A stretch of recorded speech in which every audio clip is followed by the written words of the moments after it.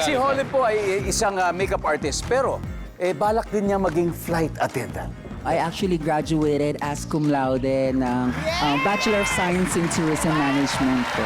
Diba? Mauta. At si Edsa po naman ay viral ngayon dahil po sa kanyang mga videos. Good luck. May triple points na po ito.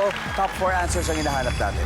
Anong pagkain o inumin ang ibinibigay sa taong may sakit? Go. Holland. Lugaw. Lugaw. Nandiyan ba ang lugaw? Top answer. Holland, pass or play? Ito try namin mag-play this time. Let's do it. Let's do it, Holland. Eto na, Corazon, final. Anong pagkain o inumin ang binibigay sa taong may sakit? Tubig. Tubig. Nandiyan ba ang tubig? Wala. Destiny? Anong pagkain o inumin ang binibigay sa taong may sakit? Orange juice. Orange juice para sa vitamin C. juice, oo. Pero kailangan fresh orange juice ito. Tama. Nandyan ba ang orange juice? Wala. F4, usap-usap na. Corvedilol. Prutas po. Prutas. Nandyan ba ang prutas? Very good. Colin, pagkain na binibigay sa taong may sakit o inumin. Tinapay para malambot lang. Diba? Tinapay. Mga biscuits. Diba? Nandyan ba? Tinapay or biscuits? Wow.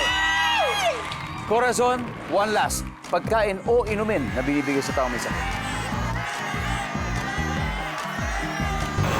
Okay, hindi na umabot. Sorry. Edsa, pwede na kayo mag-steal. Pag nakuha niyo to, panalo kayo. Anong pagkain o inumin na binibigay sa taong may sakit? I think iba't ibang uri ng gulay, syempre. Gulay. O Dasha, ano ba? Paninindigan ko pa rin po yung sagot ko kanina. Happy birthday. Happy birthday. Happy birthday, okay.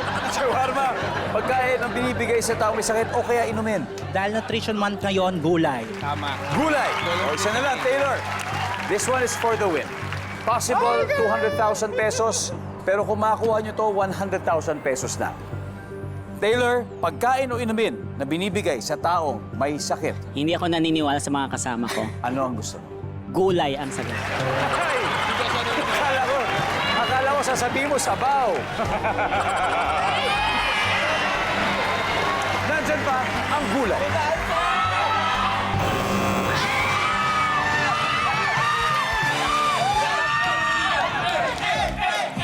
Tingnan natin, ano ba ang hindi nakuha number 4?